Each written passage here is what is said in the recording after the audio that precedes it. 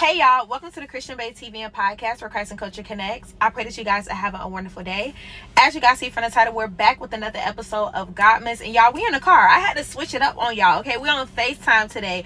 I don't need y'all getting viewers fatigue because y'all seeing me in the same spot in every video. I had to switch it up, okay? No, but I'm literally charging my car and I'm like, let me record this video right now. What are some things that I wish I knew before I started my relationship with God? Let's get into it. So I only wrote down 3 things because I don't want the video to be too long. But if you want to see a part 2, just leave it in the comments and let me know. So the first thing that I wish I knew before I started my relationship with God is that prayer is just a conversation. I feel like when I was growing up, my grandma would be like, you need to pray. You need to pray before you go to sleep. You need to pray before you leave the house. You need to pray. You need to pray. And I really didn't understand what is prayer. It just sounded like something that was on the to-do list. It actually sounded like homework. I wish she would have just said, just talk to God. Like, if she would have just said, just talk to God, I feel like I would have received that in a more simple form. But because I didn't know what prayer was, it just felt like a task. And it's just like, oh, okay, grandma. And she'd be talking like, oh, I always pray. I make sure I pray. Prayer is just a conversation with God. And even in college, like, God showed me the way that you pick up your phone and call your friend, the way that you text your friend, the way that you send your friends a voice message. That's what I want you to do with me throughout the day. It's just a conversation. It just has a different title, but it's the same thing. Prayer is just a conversation with God. And in college, I was like, y'all, I have so many voice notes in my phone from college. I will be walking to class and people will probably think I will be on the phone or sending a voice note.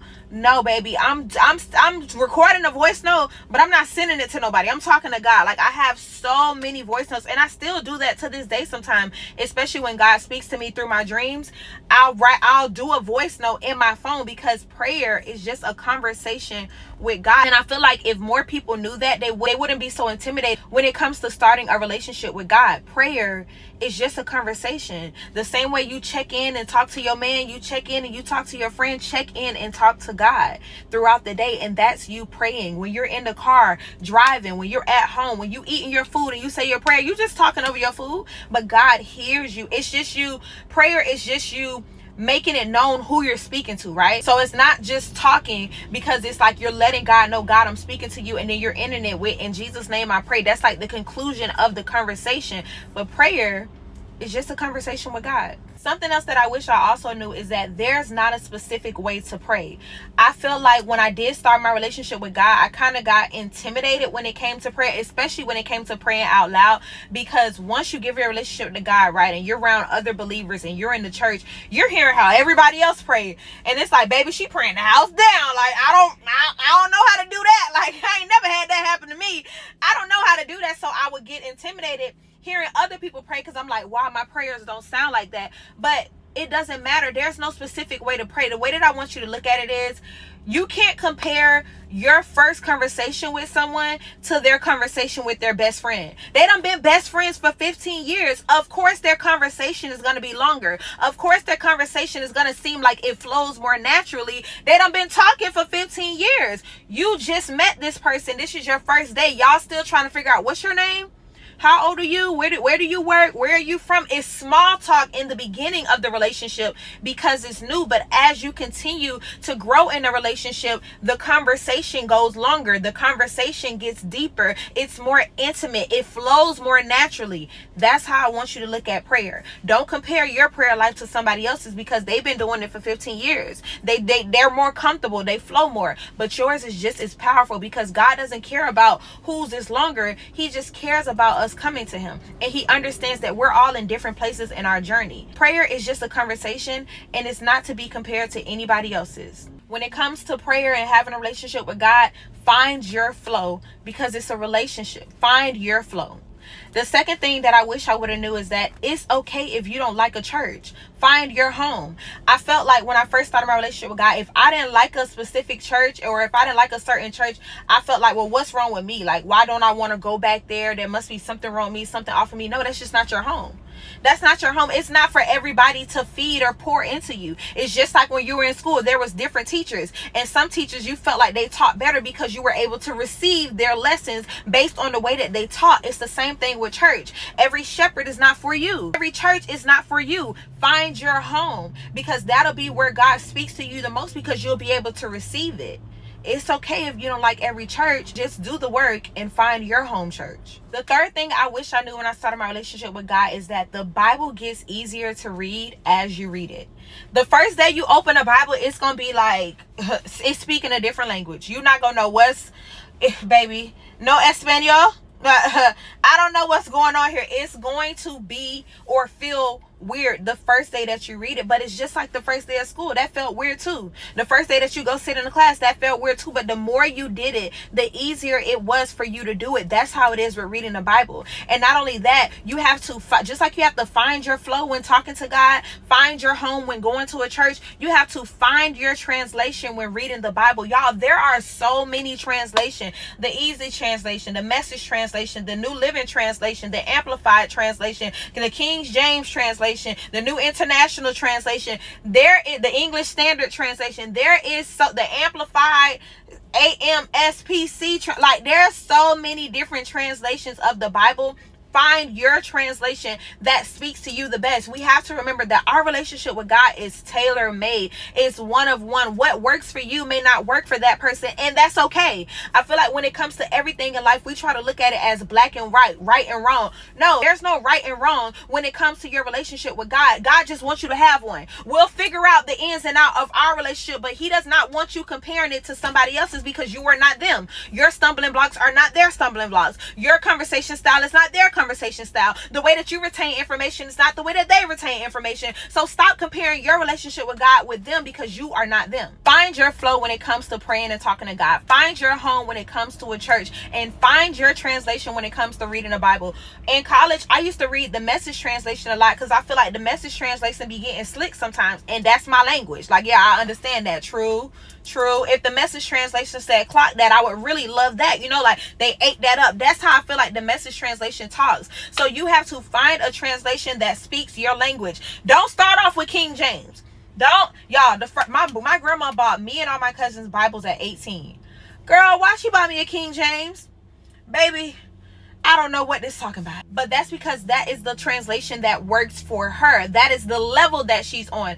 I'm a babe in Christ. I'm 18 years old. I don't even know what prayer is yet. I can't read the King James translation, King James version. No, I need me a little NLT, NIV, easy translation. That's what I need. So find your translation, and it'll make it easier to read and receive the revelations that God is trying to give you through his word. Don't look at it as you're a failure, you're not good enough because you don't know how to read the Bible, because these are the things that the enemy is going to try to put in your head. He's going to try to make you second guess whether you should be trying to start a relationship with God, whether you should be trying to go to church, whether you should be trying to read the Bible. Don't fall for it. It is a process for everybody, but there's no rush. There's no rush. God honors the progress. All God wants us to do is make an effort. Find your translation. And once you find your translation, find you a good devotional app. Find you a good devotion on the Bible app. And once you find a devotional, it always has scripture at the bottom. Look up those scriptures and just read what it say, and that's enough. It's not this big long to-do list. Don't overthink it. Y'all know I always got to give y'all scripture. The scripture that I have for today is Matthew chapter 11 and verse 28. This is the NIV translation. It says, "Come to me, all of you who are weary and burdened, and I will give you rest." It doesn't say, "Come to me, all who can pray for an hour." It doesn't say, "Come to me, all who speaks in tongues." It doesn't say, "Come to me, all who have already found a home church and they're a heavy servant in the church and they are part of every small group." It doesn't say, "Come to me, all who know how to read the Bible from the beginning to the end." It doesn't say, "Come to me, all who has the perfect relationship and they spend 6 hours a day praying and the other 5 hours reading their Bible and the other 10 hours fasting and the other 4 hours on their face." It does not say, "Come to me, all who are perfect." It says, "Come to me, all who are weary and burdened." And I don't know about you, but I'm weary and burdened. I don't know about you, but it seems like we all have different trials and tribulations that we have to go through. So the word of God says, "Come to me, all who are weary and burdened."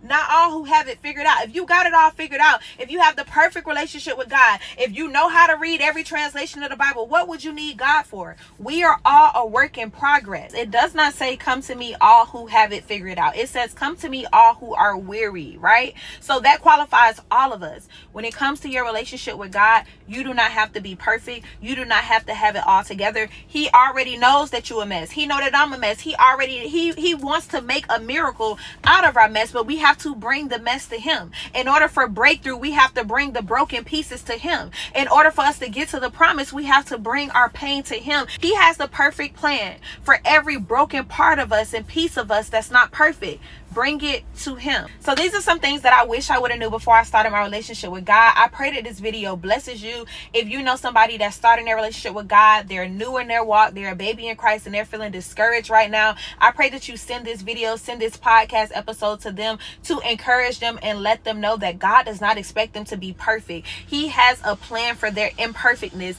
They just need to find their flow when it comes to having a conversation with him through prayer. They just need to find their home church. Pray before you go to a church. Don't just go to any church. Pray and ask God what church he has for you, because your favor is going to be where God sends you to. He's going to have people there to sharpen you and pull purpose out of you. But if you just going to any church, if you just going to grandma church because that's what you're comfortable with, going to the church that's around the corner, you're not going to get to God's favor. You can only get to the promises of God by following God's plan. So even when it comes to your church, pray and say, God, what church do you want me to go to? Because you're going to find your favor there. So find your home church, and also find a translation that works for you when it comes to reading the Bible. And then after you find a translation, if you want to test out the different translations, go on the Bible app. They have where you can click on the different translations and read it. Like, you can click the compare button with one verse and it'll show you that one verse in different translations. Do that until you find a verse that speaks to you clearly. And then after you do that, go on Amazon and order a Bible with that translation. Find your translation, find your home, and find your flow, so you can get to the favor that God got for you, girl or boy. Let's pray. Father God, first and foremost, thank you for waking us up and blessing us with another day. Lord, thank you for giving us the opportunity to be watching or listening to this video. Lord, I pray that this video reaches the eyes and the ears that you set out for it to reach, Father God. I pray that it encourages them. I pray that it sparks a new level of faith in them, a new level of drive and determination to build a relationship with you, Father God. I pray that it remove any seeds of doubt or comparison that the enemy tried to plant in their head to make them feel like they're not good enough, they're not worthy enough, they're not perfect enough, or they're not doing it right, Father God. I pray that this video encourages them to bring all of their pain, all of their pieces to you, and to trust in your perfect plan that you have already ordered for them, that you had planned for them when they were in their mother's womb. Father God, I pray that this video inspires them to keep seeking, keep trusting, keep following after you, Father God. We love you and will forever praise your name. In Jesus' name we pray. Amen.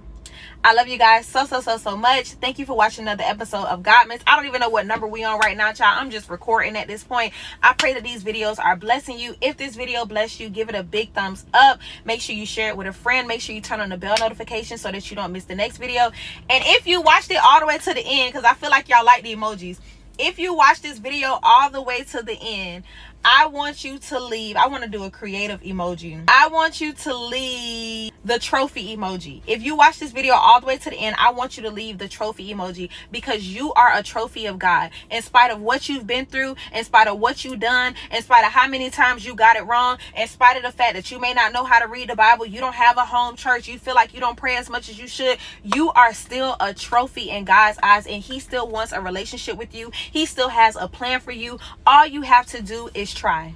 That's it. All he wants you to do is try. And I wish somebody would have told me that when I started my relationship. Nobody did. I wasn't discouraged, but I just felt like I didn't know what I was walking into. I felt like I just didn't know. I felt like there were so many things that I needed to do right, or so many things that I just didn't know how to do right. But I wish somebody would have told me all God wants you to do is try. So make sure you leave the trophy emoji if you watch this full video, and I pray that it encouraged you. I love you so much, and I'll see you back here tomorrow for the next GODMAS episode. Bye. I don't know, child. I kind of like the car FaceTime videos. I got my leg up in the seat. I'm looking crazy because I just left Pilates, but you know what? It don't matter.